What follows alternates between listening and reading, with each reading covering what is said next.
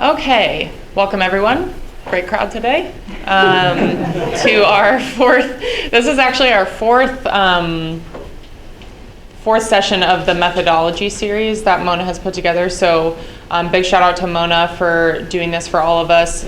Today we are talking about interdisciplinary collaboration, and we have Dr. Ryan Cook and Dr. Stefanie Wind here with us to talk about those things. So for people in the room, if you could sign up using the QR code, just sign in, let us know that you're here. You will be sent a survey at the end of today so we can get feedback from you how to improve these in the future, what you would like to see in the future.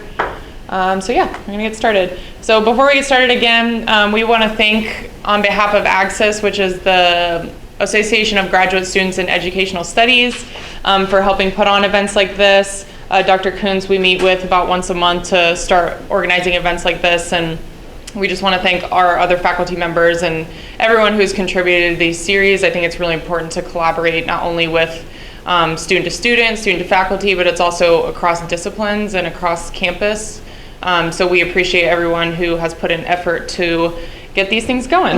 And we're hoping that this can continue for years to come. It's not just this semester. We're hoping that this is something that is more of a norm in our department. So like I said today, we have Dr. Stefanie Wind and Dr. Ryan Cook. Dr. Ryan Cook is an assistant professor in counselor ed. His research interests include counselor development, clinical supervision, non-disclosure, counselor professional identity, and counselor wellness.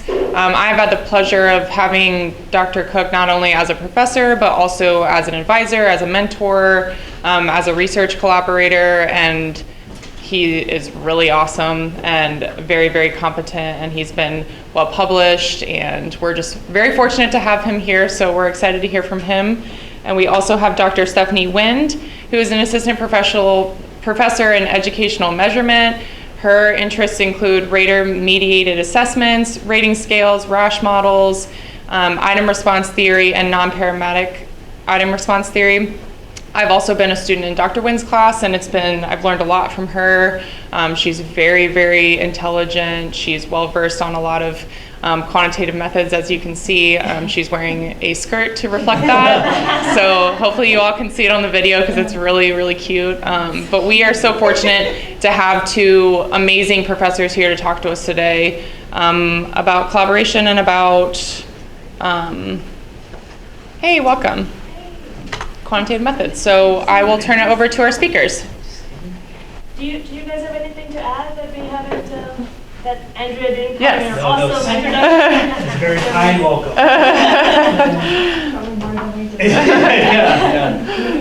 Do you want us to stand up there? That's where it's recording, but if you want to sit, I can just move the camera. It's up to you. If you want. It's really up to you. Yeah. How do you guys Whenever you go, the camera goes by photos. That's right. Okay, yeah. No pressure. I would prefer to sit. So. Yeah, once we get to our slides, I'll go up there. Okay. Okay, cool. Do I need to make my blocking? Oh, no, you're good. You can stay there. Okay. Well, first of all, thank you for that kind introduction for all of you coming today. This is a really cool series, and I think it's something that is, I think about my doctoral experience, really wish we would have had something like this. And so to see something sort of organically form and be student-driven is really, really exciting. So thank you for inviting both of us to speak. So today, I think we're going to talk about sort of an interdisciplinary collaboration or a project that, or use a project that we've been working on. I was thinking about it was like 4 years. Yeah, I don't even remember. Yeah, But so we started so my first year was 2016, and we started that in like September, October, so 3.5 years, give or take. So long story short, it's quite a long time. And I think a part of the series, you've heard a little bit about collaborations within disciplines or within folks who speak the same sort of professional language, if you will. And so I think you'll hear many of the same themes, but also hopefully there's some different challenges that and opportunities that I think sort of emerged through this project. So we'll use the one project that we've been working on, which is a scale that we developed to measure power and supervision and how power manifests. But yeah, I don't know. Yeah, I mean, I think for me, the beginning of this project was talking with a professor who's not here anymore.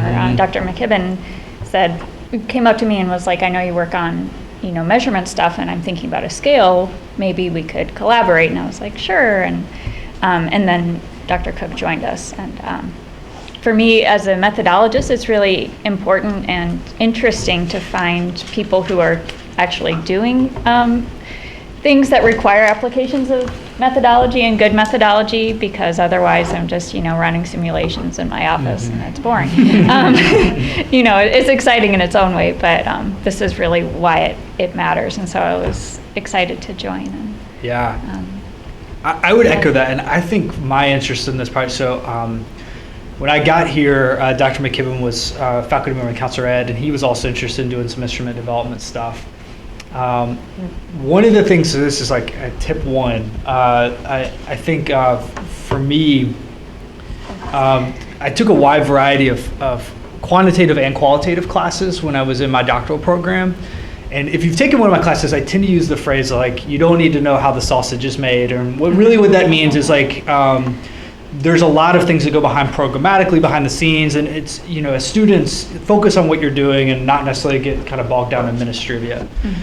Within methodology, probably the most eye-opening class that I took was the psychometrics class. For me, I think when I think about measurement and research, like you need to know how the sausage is made. You need to know how instruments are developed and really how they're formulated. And so for me, it changed my perspective on my own research and sort of became more critical of frankly, in the field of psychology, and we measure a lot of really difficult constructs. So like think about like depression, anxiety, like the really messy things. And I think I became more critical, but also saw opportunities within my own fields after taking a psychometrics class to say like, gosh, we can do so much better than what we're currently doing. Okay, looking at our outline here to see what we should talk about. So with the methodology part, I guess something I wanted to highlight is like when you're looking for a methodologist to work with, I'm sure qualitative researchers have this experience too, but sometimes something I've experienced is that people see that you do quantitative methodological work and they assume that means you can do all of the statistics and all of the quantitative, and that's not necessarily the case. People specialize in certain areas just like they do in qual and just like they do within any field. And so I think it's important to kind of be choosy about the projects you take on too, or as a methodologist, but then also as a substantive person looking for a methodologist, kind of make sure that you have that good match. And the skill development and doing the kinds of things that you had in mind at the beginning of this project were within the areas that I felt comfortable with. So it was a good fit for me too. Yeah. I think it kind of leads, says the outline to our educational backgrounds. And so my background is, I got my doctoral degree from Virginia Tech. Prior to, in counselor education and supervision. Prior to that, I'm a counselor by trade. So I got my master's degree in school counseling. I worked as a crisis counselor after for a number of years. I'm a licensed professional counselor. And so I went back to my doctorate really because I felt compelled to serve the profession or the world just differently and so within a counseling program, I took 70 hours or 80 hours, whatever it is, of graduate training, but you're doing many other things besides methodology. So our requirement at Virginia Tech was 5 methodological classes. I ended up taking, I guess, 7 or 8 based on sort of my interests. But even within that, if you figure, I've taken 70 hours of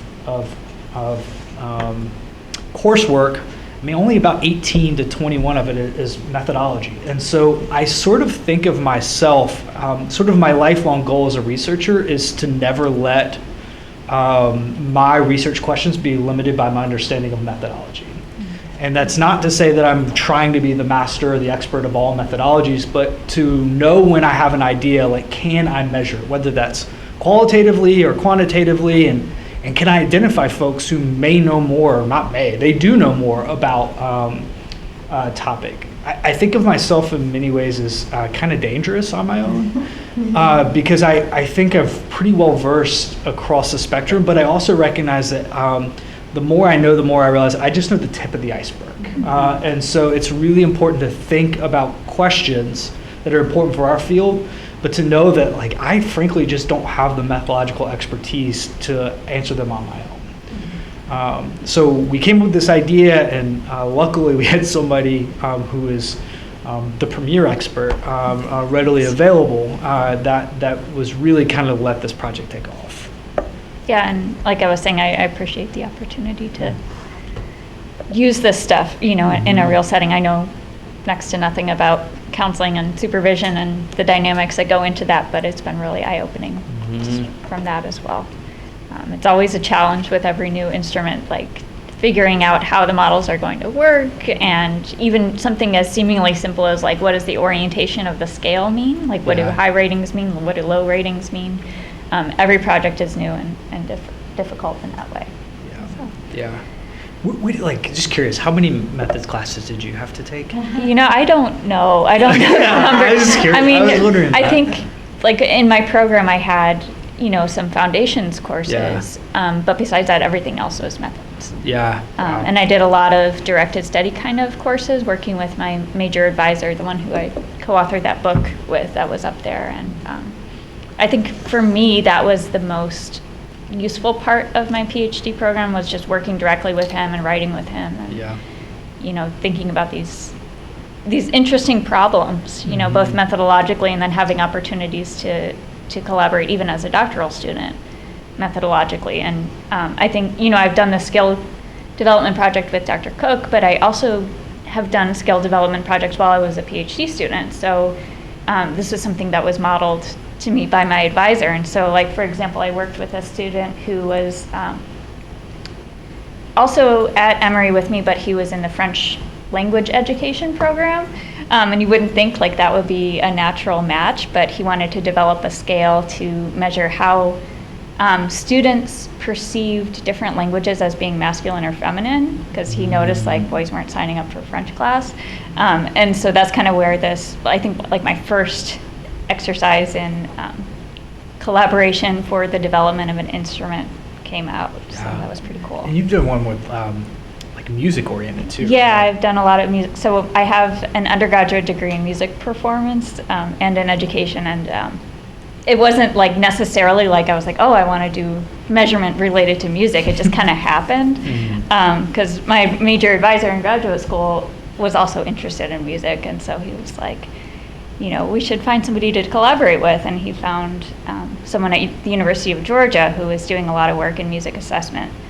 And he saw like my research interest is performance assessment, and so it was just a natural fit there too. And so that's been pretty cool. Being a methodologist is a really cool job because you get to learn about all of these different things. Like some of them I do have a personal kind of experience with and interested in, like the music thing, but not everything. Yeah. So it's pretty cool. I was think actually going to ask that, Dr. Wind, like, as a methodologist, how do you navigate possibly having to say no to some or a lot of people who come to you asking about specific questions because you have the title of methodologist? That's something that I'm working on still. I think it's important to just educate people as well. Like, I've had to point some people to different methodologists when they come to me and they're asking questions about like multi-level modeling. Like, I took 2 classes on multi-level modeling, but I don't do research on multi-level modeling. So, you know, just kind of helping them find out a better person to talk to. But I'm working on being a little bit more selective. So that's a work in progress. Because it's really exciting to me to help people with their methodological work, you know, because I want to see it being applied, and I want to see quantitative research being used correctly. And, you know, I think it's really powerful if you do it well, and I want to communicate that, but then at the same time I need to balance like doing my own stuff and running everybody else's analyses. Right. It's really hard. Yeah. And I will to not like I won't kind of jump into this, but like I learned through this process of sort of my limitations. Like I don't even know how to open the software that you utilize, right? Mhm. And sort of so truly, it literally is like okay, we got this idea, and we talk about all the work on the front end, but like I literally hand Dr. Wynn a file, and then like she goes to town with it. And so in those ways, it is on you to sort of to make it work. Yeah, and it's exciting to me, but it's also a lot of pressure too. Mhm. You know, if I mess this up, then your project is not going to work. It's So- interesting though, because like even you both have talked about it, like you're both from completely different disciplines. So collaborating, I guess, could you speak on like how much like education goes into collaboration? Like how much Yeah. do you need to know about counseling to Mhm. do this project, or how much do you need to know about the methodological side of it, or like the testing side of it? Yeah. Or can you all kind of be like, this is your part, and then you come together at the end? Does that make sense? Yeah. I think it's a little of both. Like the initial conversation that we had just about the items was a time when we both needed to, I think, understand what the other person was doing a little bit. Yeah. Like we talked about, you know, item design, and my first question was like, what is the construct you're measuring, and can we draw a picture, you know, of the construct that looks like a line, and what would be, you know, the orientation of the items, what does that mean, that kind of thing. And then once I understood, at least at a surface level, what you were sort of trying to do, we talked about some different methodological approaches for that. And I guess when we pull up our slides, I can show you, but we were talking about like, you know, there's many psychometric techniques that you could apply to this type of project, and I tried to recommend the one that I thought was the simplest and would be the most easy to communicate, because one of the things you and Bradley were telling me was that, you know, this is a scale that you want to be able to see, you want it to be used in practice and, you know, in actual counseling training settings. Right? Yeah. Yeah, I think so. I will say, had I not taken a psychometric class, so the way counselors are taught about instrument development is the classical test theory, right? Just, you know, validity, reliability, and all the components of that. Had I not taken a psychometrics class, I don't think I would have known there's this whole other world of sort of way of conceptualizing measurement.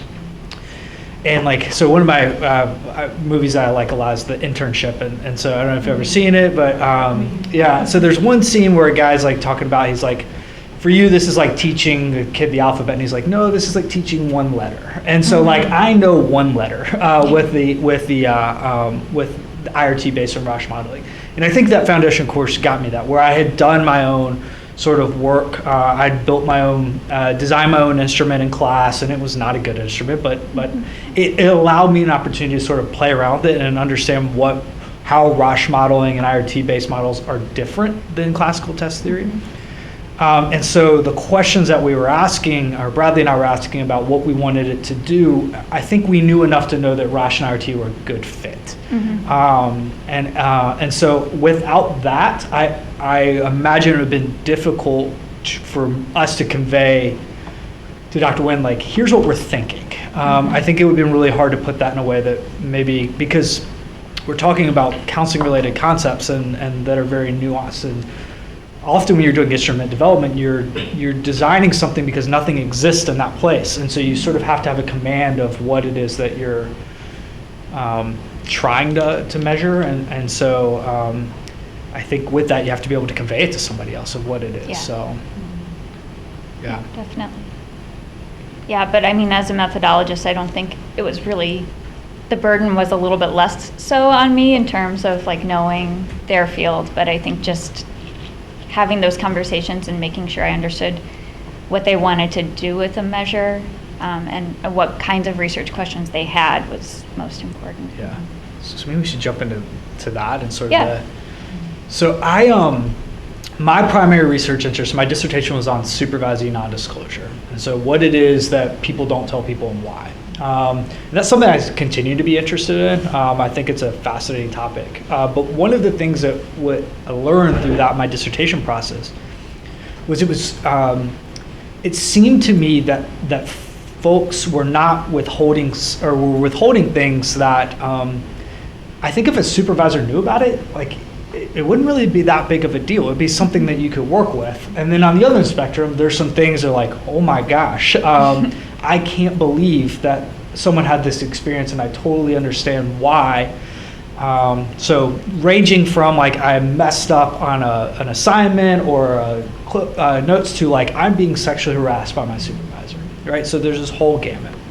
And so what the literature was saying was that supervisees, and you all are students, so you can kind of relate to this, of you're probably far more aware of the power differential and the dynamics between you and your faculty members than I think faculty are. I think faculty, and I can speak for myself, we have it at a cognitive level because we were students once, but I think we forget the emotional experience of what it feels like and what it feels like to be in the power down position.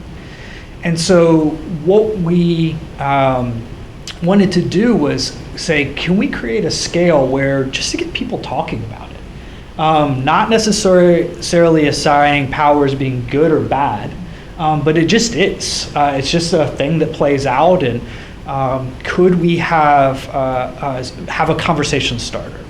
So one day during lunch, Bradley and I were talking, and we had this idea of, could we have a scale where for these different items where the supervisees on power on one end and the supervisors on power on the other end, and then the participants drag back and forth where they see the power lying. Do you want me to pull it up? Yeah. Oh yeah, I forgot we put that in there. And do you mean like in different situations? Yeah. Or like, okay. Yeah, so, and could it be different? So the other assumption we make is, could it be different for different things? So as an example, could I perceive my supervisor as being really powerful in case conceptualizations and how we think about clients, but maybe I'm more in power in my willingness to disclose information, right? And from a classical test theory, you can't do that, right? You can't have something be low on one end and then high on the other. The internal reliability will fall apart. But IRT, it works. And so what it is, and so this is an example of the items, participants can drag for each one of these things. They can put themselves as being power in one end and as not in power in the other. They can also select NA, so not applicable, meaning that this isn't an issue. And again, in classical test theory, you can't really do that. It doesn't work that way. So. Yeah, I think that was one of the things that came out of one of our initial conversations was like, do we make them respond, and what do we do if there's missing responses? And I was like, this is something that I care a lot about, is allowing people the option to not respond, because I'd rather get a missing response than an incorrect response or something that's not really reflective of the construct we're trying to measure. And so with the approach that I suggested, which we'll talk about in a minute, I chose that approach partially because of the fact that it can handle missing data really well. So. And in our field of counseling, one of the larger conversations is how do you deal with missing data? Mm-hmm. And in fact, I will share that it's become a research topic of mine, is dealing with missing data. And so I was super concerned about having all this missing data. Mm-hmm. And so Dr. Wynn's having to educate me on like, this is not a big deal. And in fact, this is better, but that's not something that I think I fully understood based on my training. Yeah, so as long as you have some shared responses, like some common observations across items and across people, with the model that we used, it's fine. Yeah. The other thing that was really important for us was to have something that could change over time. So maybe this session I didn't feel really empowered, but maybe next session I do. And so for supervisors and supervisees to have a conversation about that, to see what happened differently. I think that was important for me because we are just such unique, like this is the obvious, but like we're such unique people that I know as a supervisee, I've had supervisors say something to me and the two people can say something the exact same and I perceive it differently. Mm-hmm. And conversely, I as a supervisor have said something that one person it was well received and the others it's not. And so we're just different folks. And I think the idea was this could capture some of the nuanced differences between people and to sort of recognize the individualized relationship that people might have. So one supervisor who's sort of thinking about supervision the same way could learn that their supervisees perceive them differently through their relationship. And this sort of modeling allows for all that to be captured. Yeah, and actually that last component, like the individual person, unexpected responses, given the group, is what we explored in more detail in our second paper. So we can talk about that. You want me to talk about the methods we used a little bit? Do you have any questions so far? And you'll show us the method that you use that analysis and data, right? That's what Yeah, that's what I'm going to do.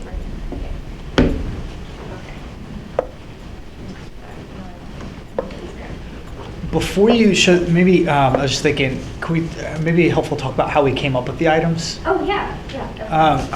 So this is where I think the bulk of my energy was spent. Was my advice for my advice. That's awesome. I have not, if you all find a workaround to this, then let me know, but I have not found any replacement for just reading.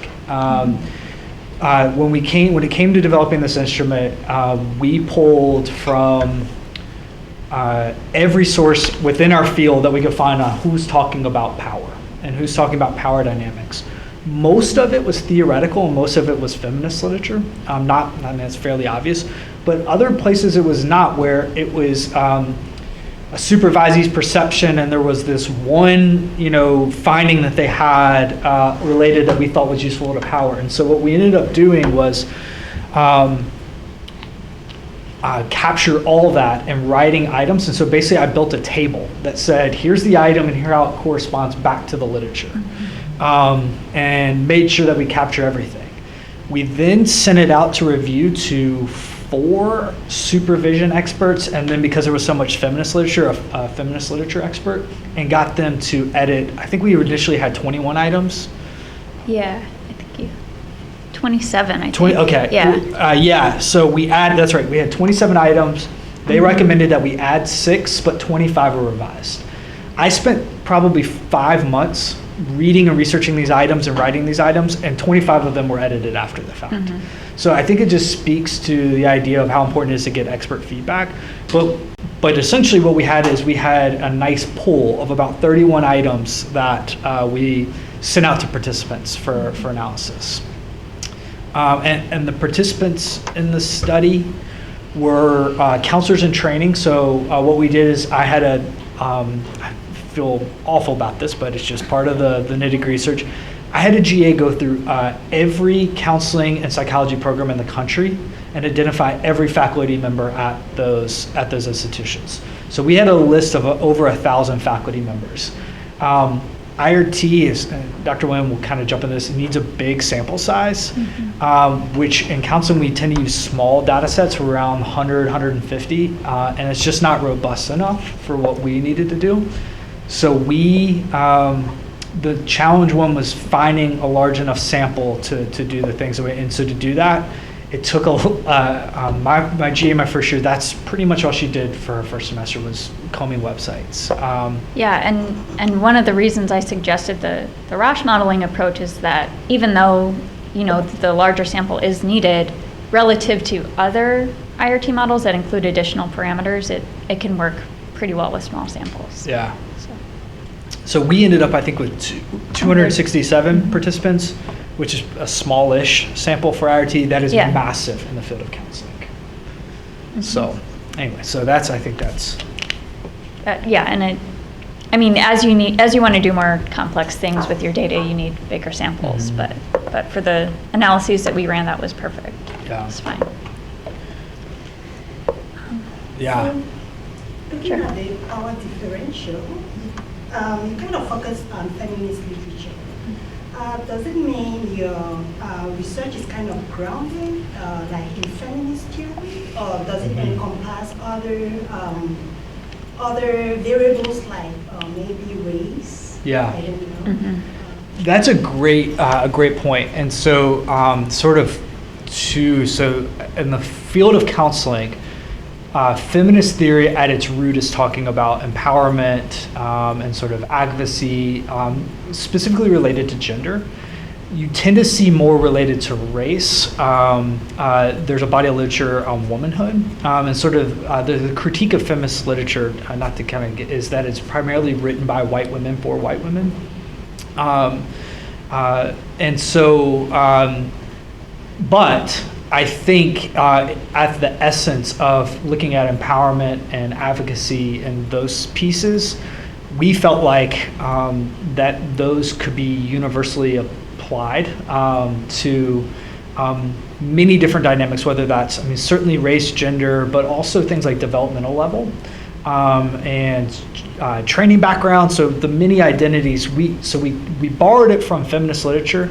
Your question is about, I would say this project was largely informed by feminist literature. And I think we also captured some variables or some literature that was speaking more towards other identities that one might possess. Yeah. Yeah.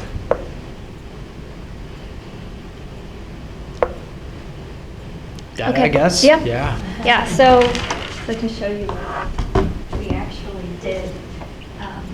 So I was saying there's many different ways you could analyze scale data, similar to what we had. And so what I guess I just wanted to remind you, the analytic approach that you use has implications, obviously, for the kinds of results you're going to get, which I think is obvious, but not so until you say it out loud, right?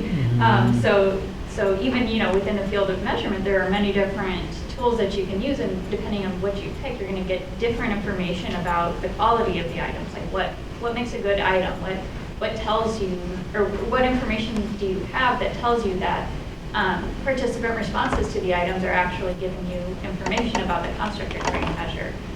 Just information about the items in general, like what pieces of information would you get out of different kinds of models? Will you be able to make comparisons between subgroups? Will you have a consistent interpretation of the scale between subgroups? That all changes depending on what type of model you use.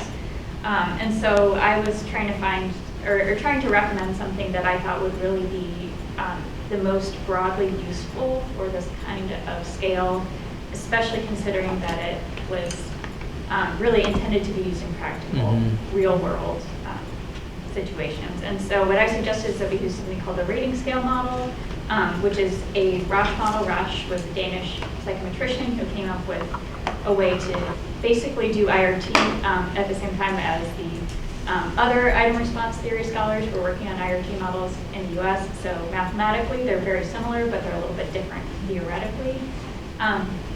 The thing that makes this model unique, or in really all Roche models, is that it begins with a really clear definition about what measurement looks like, which is based on physical sciences. So it's not saying that attitudes are the same as measuring, like, something in the real world, but that we should use that as kind of a guiding framework or an ideal. And so the basic idea is they have these, or the model has really clear, strict requirements for what types of patterns we should see in item response data before we start to make inferences from those data.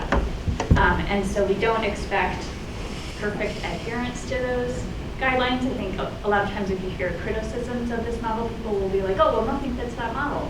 And the advocates of the model are like, yes, and that's okay. So it's not an expectation in terms of perfect fit, but it's a framework in which to evaluate the types of patterns and the types of responses that you see. So it just gives you something to work against, basically. Another thing I just wanted to mention about this model that sometimes people have a problem with or criticize about it is that it's unidimensional, meaning it's primarily representing one construct or one latent variable. In this case, with the instrument that we were talking about, that latent variable would be like the balance of power dynamics.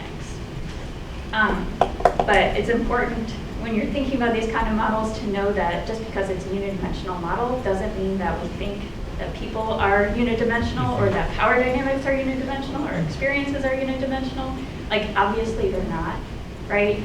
The basic idea is to see if we can get something that's unidimensional enough to work with and to give us a scale that's helpful for starting conversations. And so we have the continuum that Dr. Cook was talking about, right? So it's a unidimensional continuum ranging from supervising to supervisor. I don't know if the direction is the same as the items, but you get the idea. Okay, so what we're doing when we're using this model is we're basically starting with the question, like as a first shot, do we have something that we can work with that's giving us useful information? So you really can't do any kind of interpretation until you check for adherence to those requirements that I was talking about. So is it unidimensional enough to give us something useful? And then one of the interesting things to me about this rating scale model is that there's a real focus on individual items and individual persons and the interaction between those two. And so we look really in detail at each item and each person to make sure that the responses associated with that component are really contributing to this conceptualization of the continuum empirically realized in our data. And so just to kind of show you some of the things we look at, so there's a set of statistics called item fit statistics, which is basically saying, do the responses associated with each item correspond to what we would expect if the model was a good representation of the data? It's based on something called residual analysis, which is basically like comparing observed versus expected responses. And when I say expected, that means expected given the model that we chose. And then item separation, which is basically like reliability from classical test theory, but it's a little bit of a different way of thinking about it. It's saying, do the items have a distinct location on the continuum that would, allow us to make inferences from those items and about the item ordering. And then we do the same thing for persons. Yeah. So could you explain more about the continuum of the left? Sorry, go to the next slide, please. Yeah, and the next. Yeah, and here the item separation. So you were talking about do items have distinct locations on the continuum? I'm not sure what continuum. The continuum that I was just showing here between supervisees and supervisors, or on the construct. Yeah. So what we want to look at is that the items have a distinct ordering. So like across people in this case, or across people with different levels of power dynamics, we want evidence that the items are going to be ordered the same way over replications, essentially. Which is why it's kind of like reliability, right? Mm-hmm. Yeah. But slightly different way of thinking about it. Anything else? Okay, I'm almost done with this part. Just to kind of show you a little bit of what we found. So again, it's a strict model. We wouldn't expect perfect fit, so we tried the analysis. I tried the analysis with all of the items, and overall, like some people might look at those results and say, okay, it's probably okay. You can go on and use all 27 items, but when I talked to my co-authors, they shared with me that they were interested in having a really high quality scale, and using fewer items was okay. And so, we looked at the individual item statistics, and there were a handful of items that really were not working very well. We didn't go into a lot of detail about, initially why those items weren't working, but maybe that could be something for the future. But at this point, we just took those items out while still making sure that the items that were left would be a good enough representation of the construct. So we ended up with 16 items after that sort of iterative item removal process, and we had some pretty good indicators of fit. So within a unidimensional framework, again, I was saying, it's never going to be perfectly unidimensional, but this was about as good as you can get, I think, in social science measures. Mm-hmm. So we could say, based on my analyses, about 50% of the variation in the responses could be explained by a single continuum or a single construct. So that was good. And then with the individual items, we looked at the residuals or the expected and unexpected responses associated with those, and they were all within really well established acceptable ranges, and same thing for people. 95% of the participants seemed to fit really well within that. We explored those 5% a little bit more in our second paper.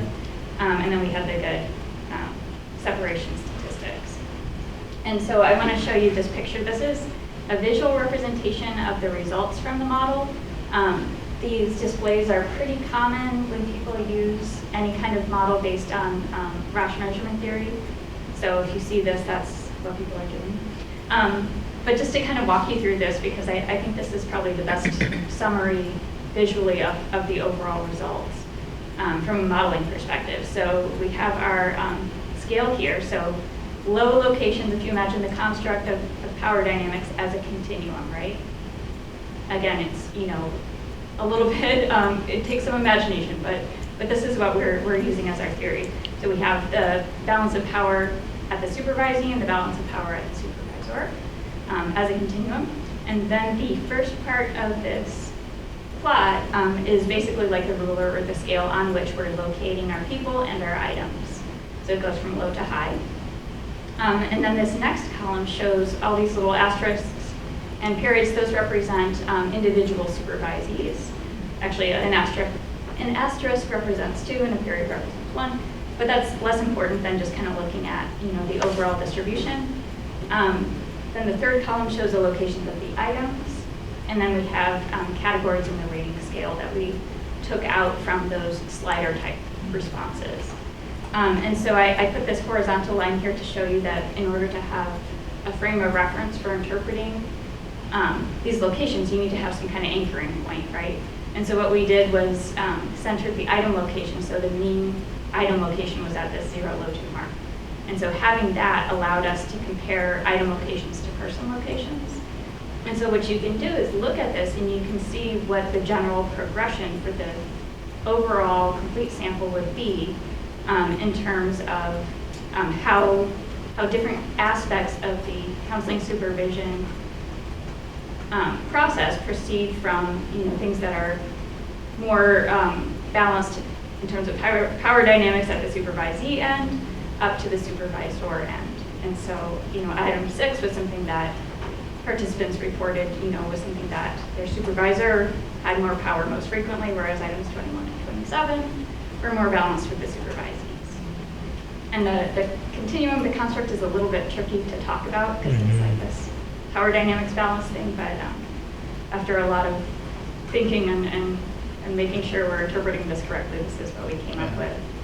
And I think one of the major takeaways for our sample is that if you just look at like the distribution of the items and the people, for our sample, the people or the supervisees felt that they had a lot of control or balanced power dynamics in their favor in general.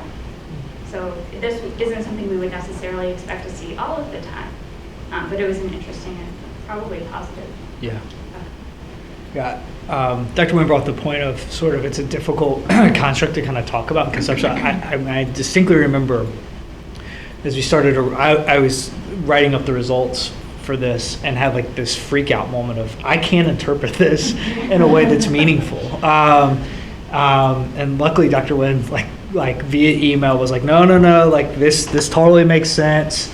I was like, okay, like I got it now. But it really became a challenge of turning this table, for me, of turning this table into something that counselors who may not speak this language can consume. And I really struggled to do that. It took several sort of iterations to do, yeah.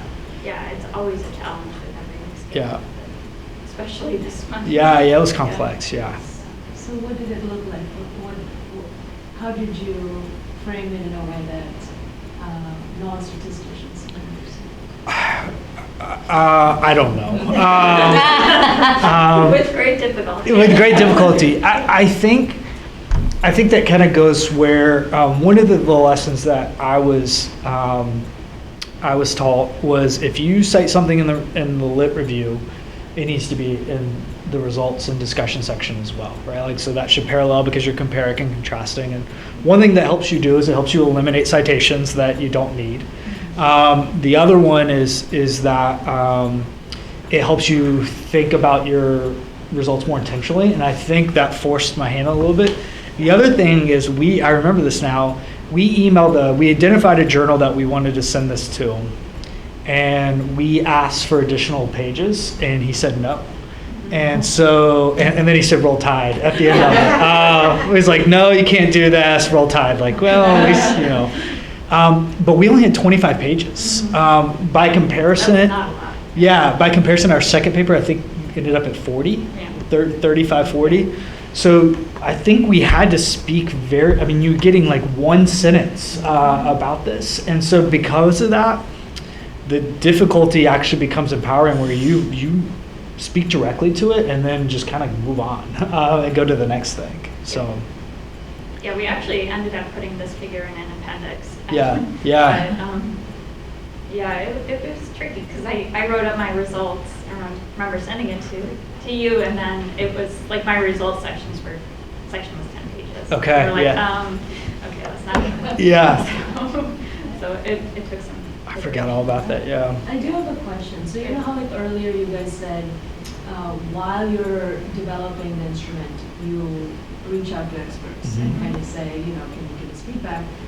When you get to the application stage, do you also do something similar where you like reach out to counselors and say, does this make sense? Like, can you help me explain this? We piloted it with my class. Oh. So I had folks who were going to be participants. So one of the things I learned is if you really are hungry for participants, don't waste potential participants on piloting data, because those are folks you can't access again. But for my class, UA is really, really against using your own students for studies. Fun fact. So I use my class, and so we did like a little focus group of how does this make sense? What was the usability of it? And so I think at that point, I don't remember them offering any feedback, but that was the intentionality of it, yeah. Because once you turn it over to participants, it's game on. And whether you've got good data, no matter what you've done, like you can't control, like what is the expression? Like you can't, whether it's good data or bad data, like, you know, you still got to analyze it. So be intentional on the front end. Yeah, and I mean, I guess as a measurement person, like misfit and unexpected responses are kind of interesting to me, and looking at those are, you know, it's not a complete waste, right? That still tells you something. Yeah.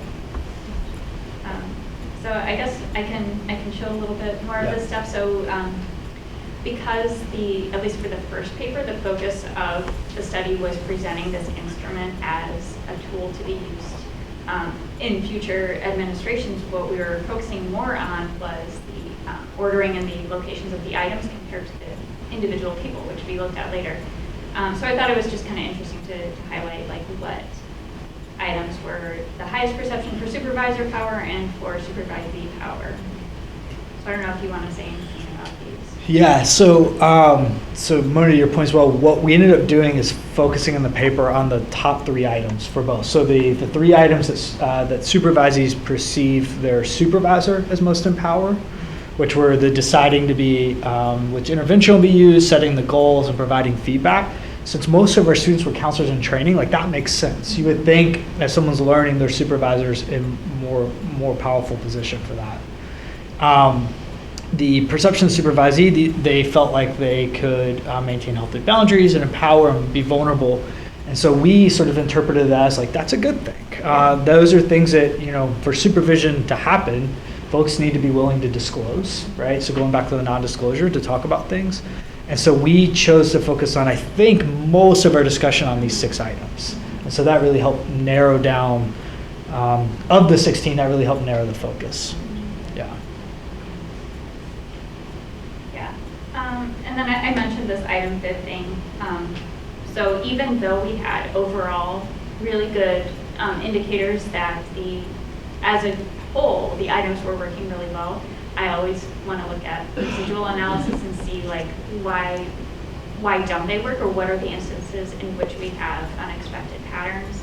And so like I'm showing you these items that have some unexpected ratings, but really as a whole, the items did work pretty well. But relatively speaking, from like a norm reference perspective, within our set of items, we had some, you know, unexpected responses. And so one of the items that we had unexpected responses for was this, I decide what interventions will be used with my clients. And so when we had unexpected responses, I thought it was interesting that the supervisees reported that they had more power when given the overall estimate of that item, we would expect more supervisor power. So that told us there are some individual supervisees for whom this item wasn't ordered the same way.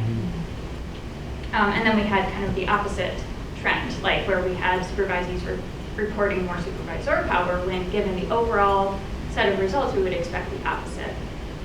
Same thing for these two items, identifying goals and healthy boundaries. So as a whole, this was a meaningful item ordering and person ordering. But again, you're never going to have everything work perfectly for everyone. And so I just kind of wanted to highlight that. Do you want to? Yeah. Part? Yeah, sure. Okay. So one of the big things that we wanted to do to sort of allude back to this is the idea was for at the end of a given session that a supervisor and a supervisee could sit down with this scale, the supervisee could fill it out, and then they could talk about it. And so having less items is better, right? Because it's not very useful. If someone's got to do 30, 40 items. A lot of outcome scales are actually only 4 items. So it's super quick. So, but 16, I think folks could be moved pretty quickly. I'm happy to report. So this article was published 2018. I would say once or twice a semester, I get emails from folks all across the world asking for me to share this instrument. They're not researchers; they're folks in practice, and so I think that's like validating that the work that we're doing is sort of being used. We got invited by a journal editor. There was a symposium of all the clinical directors for all the psychology programs across the country. Said, can you do a quick poster session on this scale, because I want them to be able to use this. And so that to me makes me feel like that there's some utility or interest in sort of in using this.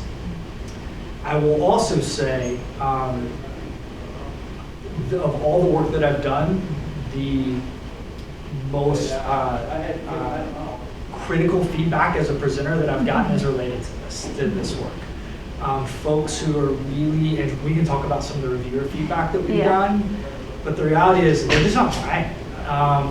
They think we've kind of melded some developmental stuff in here, which again, if you think about case conceptualizations, as someone gets more experience, they're probably going to be, their supervisors less driving that.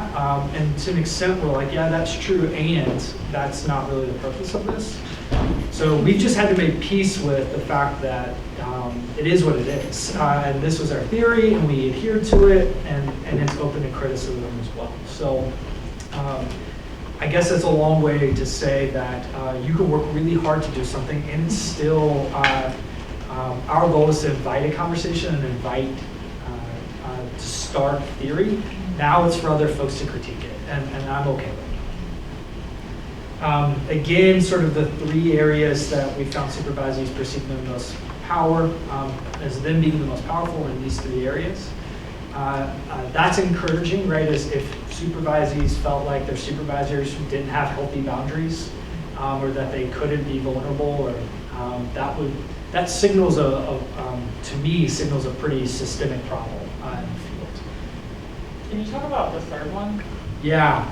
So let me kind of add this context to it. What did you ever thought that you were thinking of for that?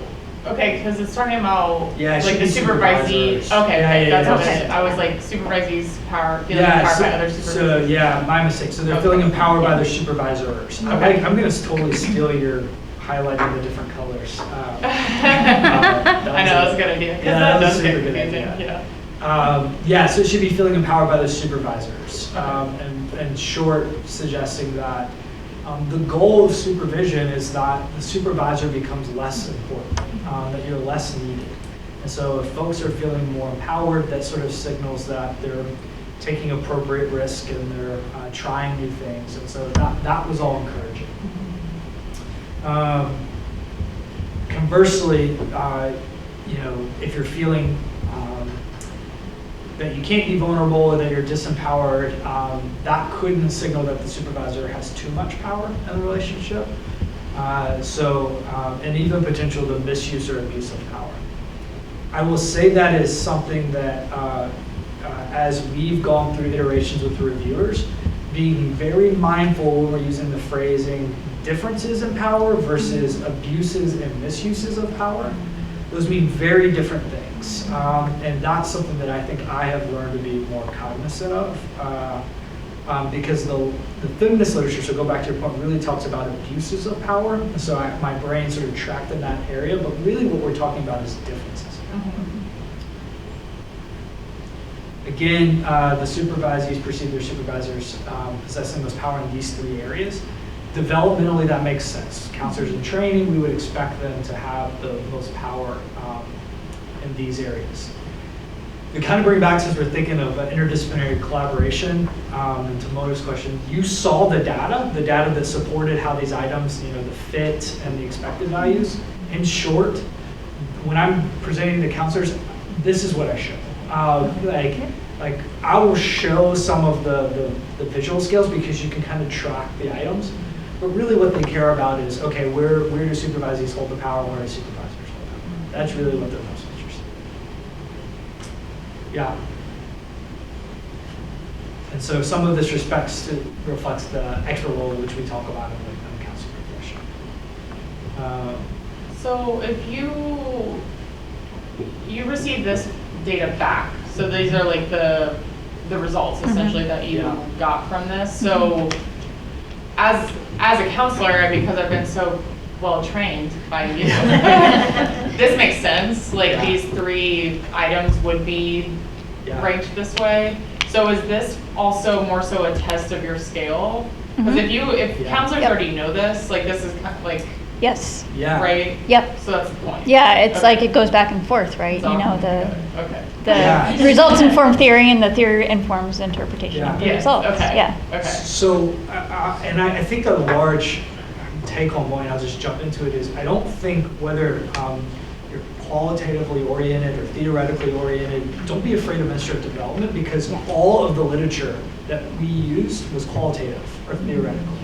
Because that's typically how skills are developed, is based on theory or from qualitative literature where a topic or a finding emerged that hasn't been measured before, right? Like and so I think what we were able to say is we empirically, quantitatively tested this qualitative findings or theoretical findings, and they match. That's pretty cool. Yeah, it's super cool. Okay, so you want it to match. Like, let's say if it didn't match, would that then you have to take a step back and look at your scale, or is that like you're finding new information that maybe quantitatively measures differently than qualitatively? So I think probably trying to shift gears to the second paper, because that's exactly what happened.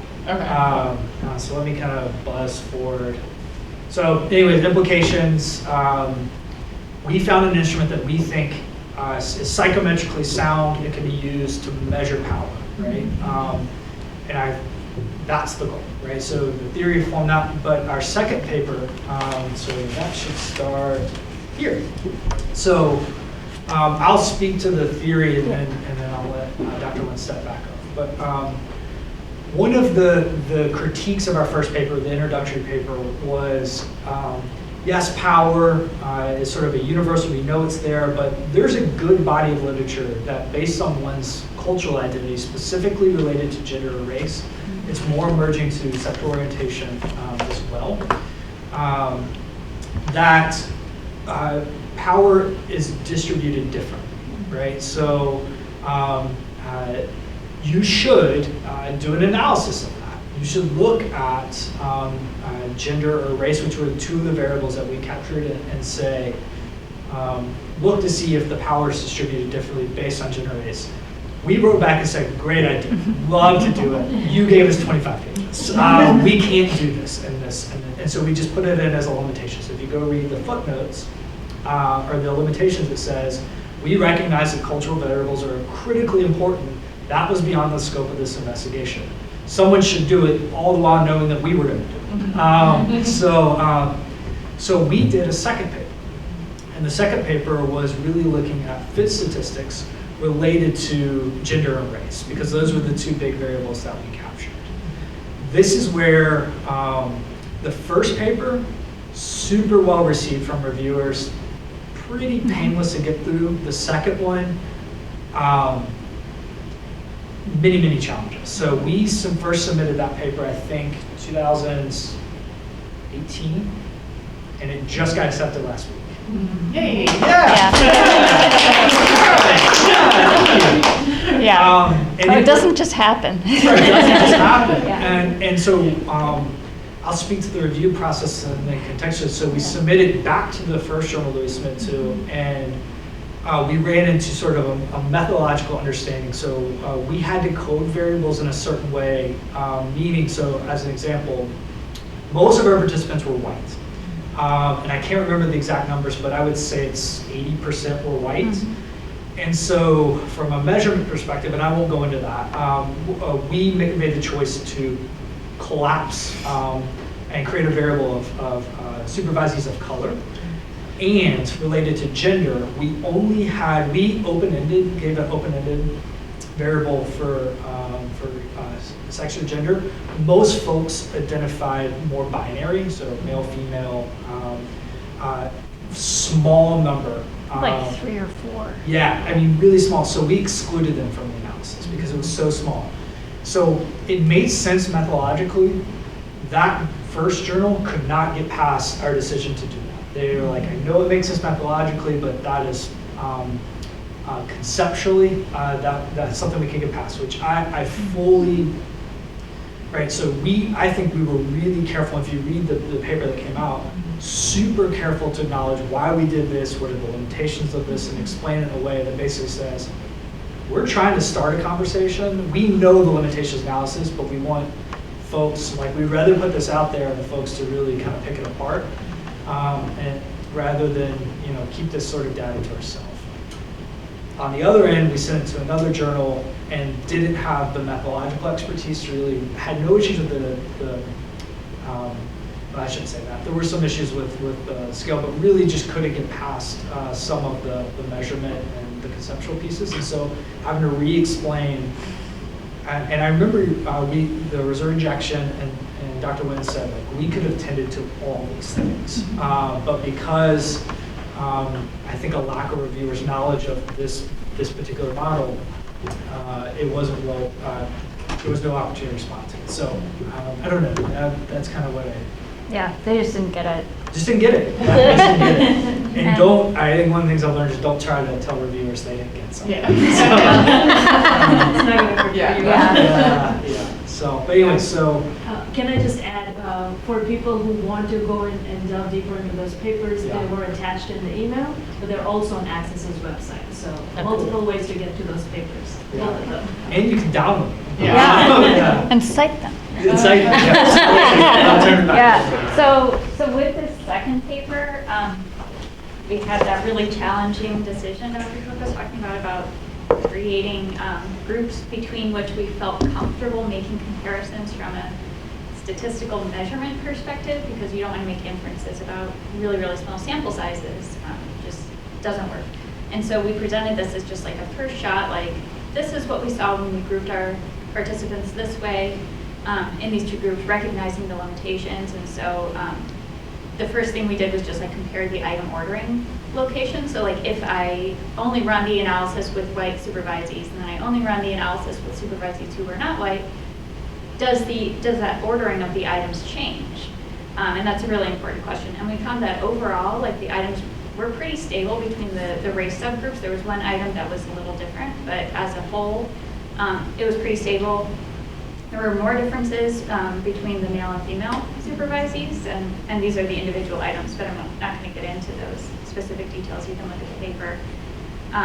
But to me, what was most interesting was kind of going beyond this like subgroup level analysis, and we did something that's a little bit, I don't know how to say, I guess radical or not a routine part of this type of analysis, which was looking at response patterns for individual supervisees. And so this is something that I presented to Dr. Cook, and I was like, I think this can help us talk about individual experiences without relying on subgroup classifications, because we know that it's a touchy subject, it's problematic, and making these group comparisons is not always useful. And so what we did was we looked at basically like, ignoring the pictures for the moment, the basic idea is for each individual supervisee who responded to these items, does the item ordering make sense for that person? And that's important to think about, because if you're going to take the location estimate, like the level of power dynamic that we estimated for that person, and use that to interpret, where they stand in terms of power dynamics, you need to make sure that the model that you use to estimate that or to get that information actually works for that person. Otherwise, your inferences are going to be off, right? And so there's an analysis called person fit, which is just like it sounds like. Does the person's responses fit what we would expect given the overall model? And so I have some pictures here. I'm just going to walk you through it. The y-axis is the rating scale, so it goes from 1 to 4. Higher ratings, lower ratings, right? Then we just have the items ordered on the x-axis, and the items are ordered from where we would expect to see high ratings to where we would expect to see low ratings given the overall item ordering on that scale I showed you, right? So if we have evidence that for an individual supervisee, the items are functioning, they're ordered as we would expect you generally expect to see this green line with the triangle be non-increasing, basically decreasing, but if you get technical, it's technically non-increasing, right? This first picture, supervisee A, I know it's small, but you can kind of get the idea, right? I've plotted their actual observed responses against the expected responses, and you can see, there's obviously some variation, some deviation, but that's to be expected, that's not a shock. What we want to look for is like major discrepancies between the expected and the observed ordering. Same thing for supervising 25. We have one really lower than expected response, but nothing major. But supervisees C and D are the ones that we pulled out as examples of supervisees for whom this item ordering really doesn't make very much sense, and it didn't work for them. And so you can see like it's just all over the place for supervisee C. And I also really thought supervisee D, this example was really interesting to me because they gave super low ratings to almost every single item except for one. And so just that one unexpected extreme response made their person fit statistics stand out, and I was like, that's just kind of cool.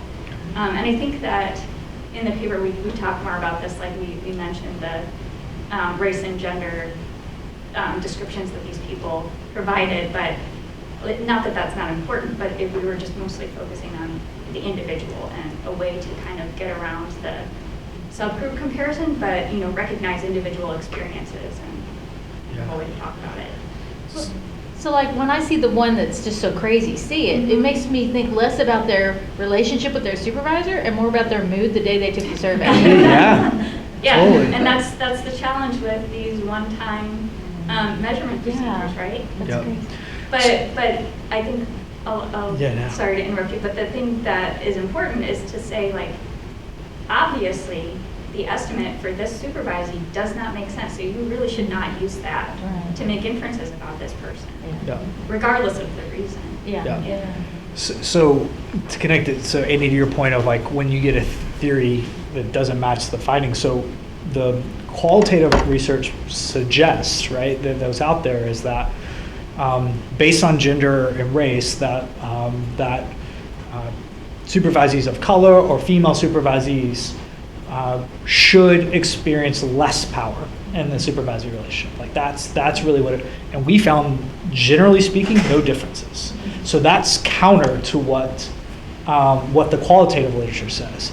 However, we also acknowledge that we're speaking in general terms, but when you look at sort of the individual level supervisees, doesn't apply to everyone. And so that was sort of our visual illustration. I think we added that the second go around, our visual illustration to say, here it is broadly speaking how it compares to the literature, but also like understand the limitations of it too, right? And here's an illustration of why. And I think that was a phenomenal suggestion to really speak to counselors who really connect the dots between the measurement and also the theory. Yeah. Yeah, and this kind of analysis isn't something you would get from a typical, like, classical test theory, calculate alpha, look at point by serial correlations, and then move on, right? Yeah. And in fact, like, this would probably be considered an outlier, potentially, right? And you throw them out. Yeah.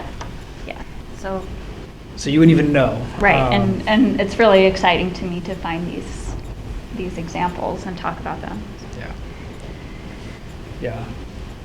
Well, I have a question about the like how do you code the responses? Do you have to reverse code them? Because I'm more familiar with Likert scale codings and here in the course where I didn't have coding. Yeah, so we ended up turning it into 4 categories, and they were all consistently oriented, so we didn't have to do any reverse coding.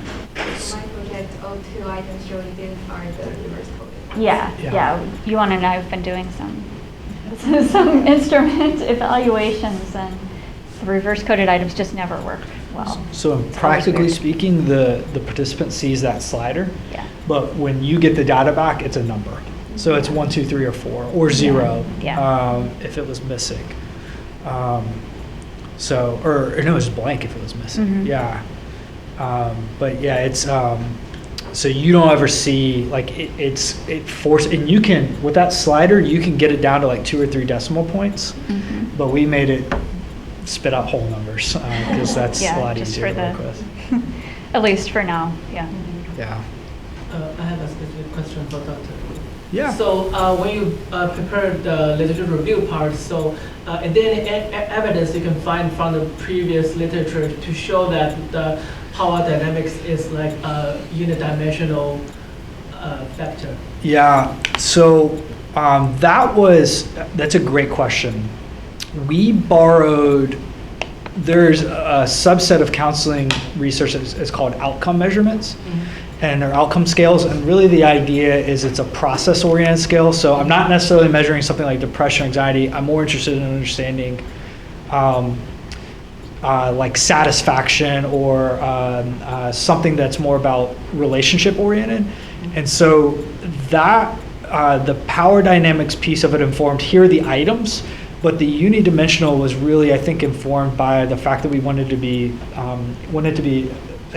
a measure that folks could use. We wanted to be highly, we didn't want subscales, right? Like, we didn't want to have these, like, this corresponds to power and this, we just sort of, that was informed by our idea that power just is, rather than being right or wrong. And so that was more of a practical decision than I think a theoretical one, to be honest. Yeah. I don't know. Yeah, and I think from a measurement perspective, it's a theoretical thing too, because it's just easier to explain a single scale, but also, just more robust, and you would expect to see, I hate to say generalizability, but just consistent ordering and consistent explanations of the construct if you keep it simple. Right. Yeah, good question.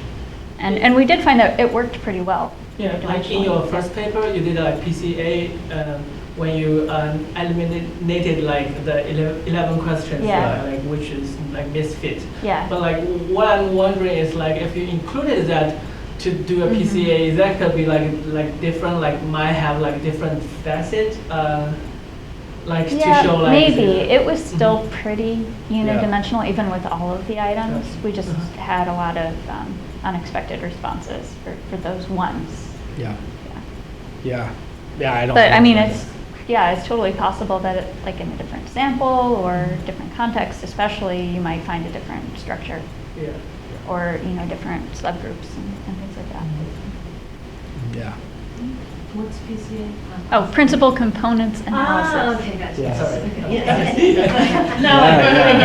It's a tool to evaluate dimensionality. Yeah. So I don't know if this is like jumping the gun, but when I think about, like, personally, when I think about instrument design or creating something like this, it's overwhelming to even think about where you would start. So could you speak about, like, where you would start. How you began this process. Like you touched on it a little bit with your reading. I know that's going to be one of your answers is to read. But I'm curious to hear what you have to say about it. So I think it comes from an idea of something that you've observed or felt or experienced, and say, the question ourselves, I wish I had this. This did not exist. I wish I had this. And that's where, one of my broad takeaways of instrument development is it allows me to be super creative, which that's what I find fun about research. And so going to the literature and seeing if this existed, how might it make people's lives better or easier? And could folks measure something from a research way that they weren't able to measure before? I think that's sort of the exciting part of it. There is an element of reading literature, but it's really just for the basic level, observing something and not having a way to capture it is really probably the simplest answer. Mm-hmm. Yeah, and I think if you're feeling intimidated about like the actual process of item writing and stuff like that, that's really common because it's really hard. And what I found helpful in working with other people is to just suggest to look at other scales, even if you're not going to use it. I think it's just a lot easier to start with something that's bad and make it better, as a first pass, or, even just like parts of the scale, like the type of response format that you present, or the way the items are worded and things like that. The external reviews are really important, and I think I've been fortunate enough to have some wonderful mentors over the years, and so really leaning on those folks and their expertise to help me get connected to other experts and letting them go to town on it. Really, it's a humbling experience to put your work out there and to have them rip it apart. So, we worked for months writing these items, and they ripped every one of them up. And that's just a part of it. And so having I guess thick skin or not taking it personal, but at the end, it's really hard, and being open to that critical feedback. But I think, that's the hardest challenge, I think, is turning what you're reading into the items. Yeah.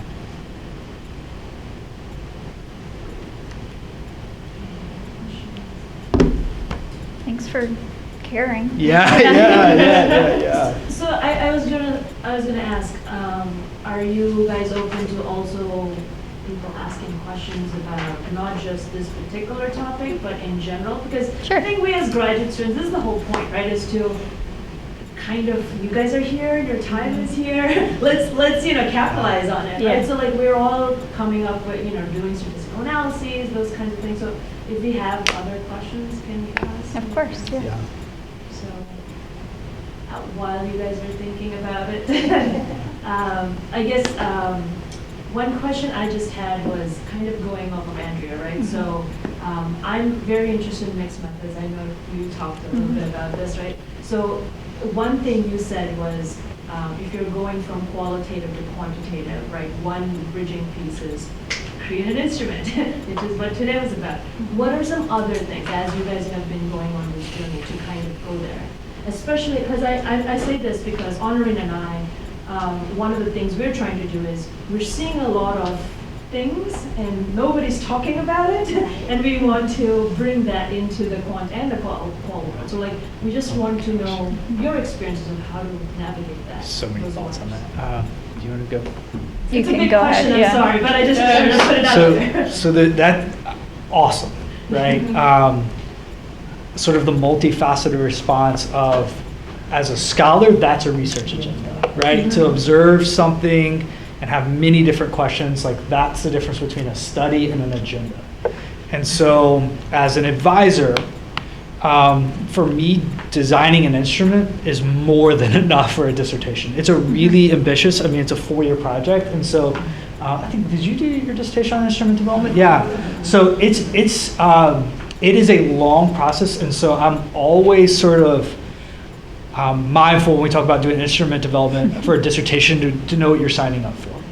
to see what, particularly if that's not your expertise, like this is something like what it is. So as advisor, I think have a conversation with your advisor about what that means.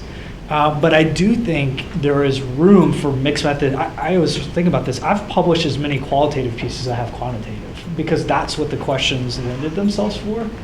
And so within those things you're observing, looking for select studies that can be done. But the instrument development, to be blunt, had Dr. Nguyen not been here and not have really Dr. McKibben, who had similar interests, I don't think this project would have been successful because it takes a collaborative team of putting in the energy to do an instrument because it's hard work. Yeah, and obviously I couldn't do it on my own. So. Yeah. Yeah. It's a bit of a happenstance. I mean, truly. Yeah. Yeah. You have thoughts on the mixed methods stuff? Yeah, like, yeah. I guess all of my mixed methods experience has been in the realm of instrument development. But I think it's really useful, but it's been both on the front end and the back end.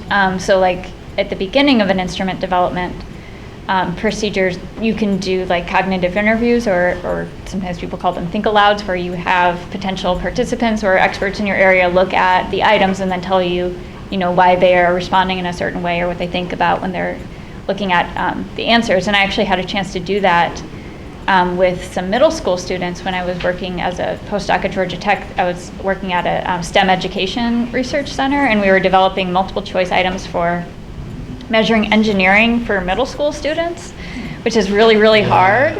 And so that was an example where I had like a whole team of both quant and qual researchers who I could work with because I could not have done that on my own. And so what we did was we administered our draft items.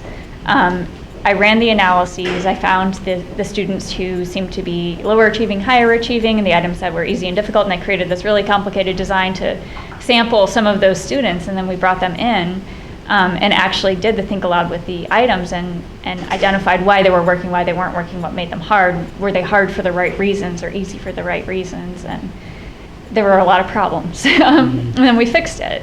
And then, the opposite end is like when you have data or an instrument that's already created and administered, you can, run all of your analyses and then find the things like this, where it's obviously not working, and then follow up after the fact to either, like Andrea was saying, she left, your results informing theory and theory informing your results, kind of going back and forth and trying to see like maybe this person is telling us something about the construct, that we didn't know. I got a little question. It might be a rude one, so forgive me. Could we have your data set like for a future analysis? I got some fancy ideas to testing like this data on a CDM model. So it's not a rude question. Yeah. Let's talk about what that would look like and kind of go from there. But I don't. Yeah, we can talk about it specifically. Yeah. Yeah, not a rude question. Not an absolute no. Yeah. Is that something that you guys do? Like with your data, do you guys make it accessible for secondary data analyses? We didn't post it anywhere. No. But if somebody were to email us, we would talk about it. Yeah.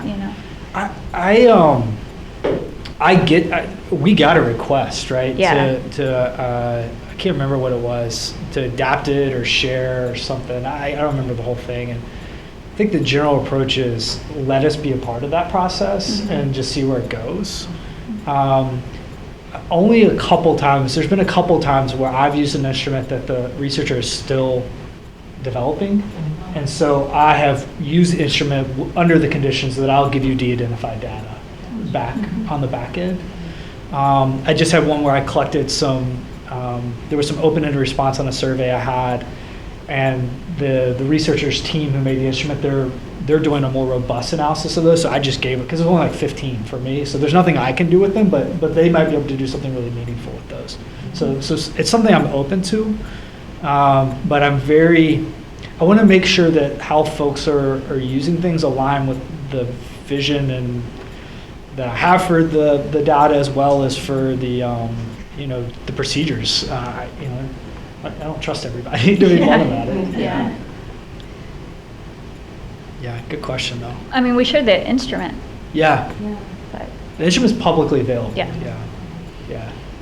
But basically, my idea is just like to do some clustering analysis to see like whether there's some kind of attribute behind these items, and then we define the attribute and we do a Q matrix validation on like whether these attributes is like a real valid attributes, and then we can probably use the Dino model to test like whether like the data can be predicted like by the model.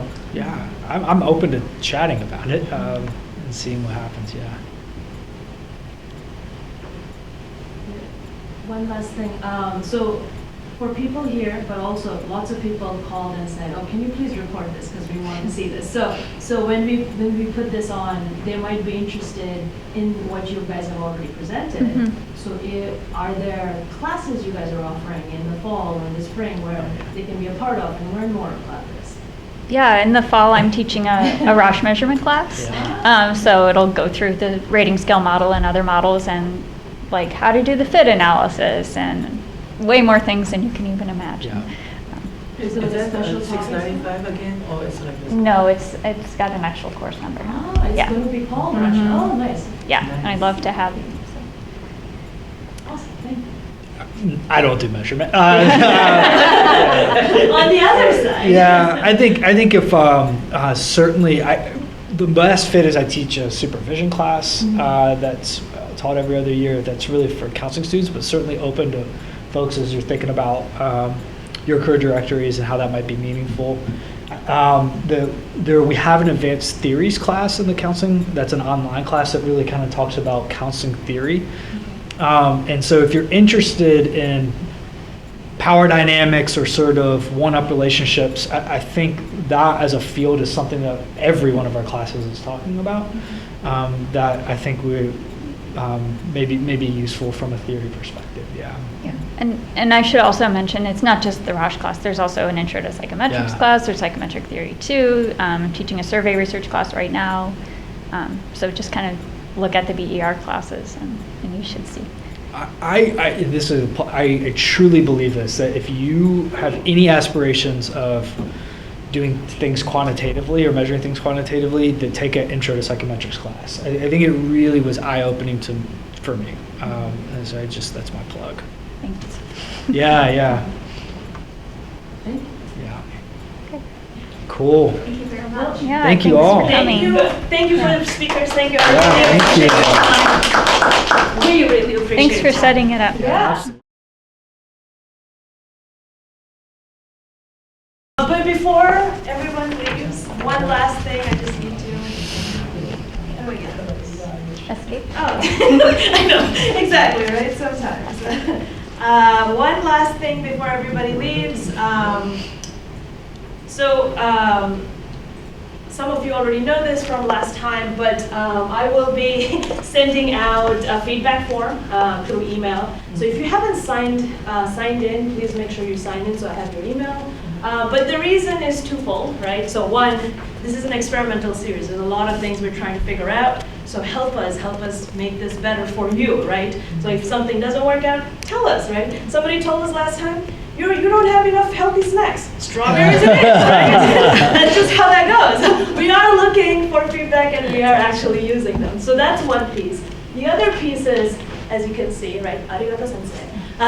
Right, which is, I'm just Japanese, but thank you, professors. It's just, if you have anything to say, good things. If you don't have anything good to say, don't say it. Just kidding. Yeah. No, but if you have anything that you directly want to tell the professors, we will give them a thank you card, a handwritten thank you card.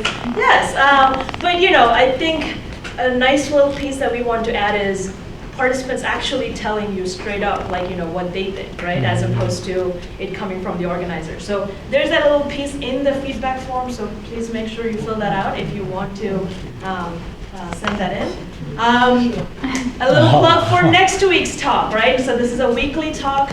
Next week's talk is on Thursday. Should have puppies. Not on Wednesday, it's on Thursday. and it's on basic Yeah, that's not even analysis fair. by Dr. Han.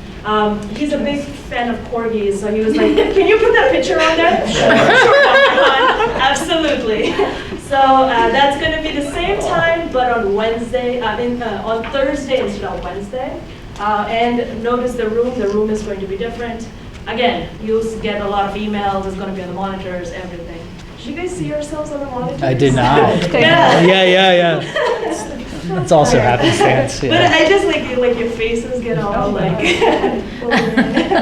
And that's it. Thank you so much for coming, and just make sure you grab some snacks. And if you have, if you want to network with the speakers or amongst yourselves, please feel free to do that. That's the whole point of this. Thank you very much. Yeah. Thanks. Thank you. Thank you.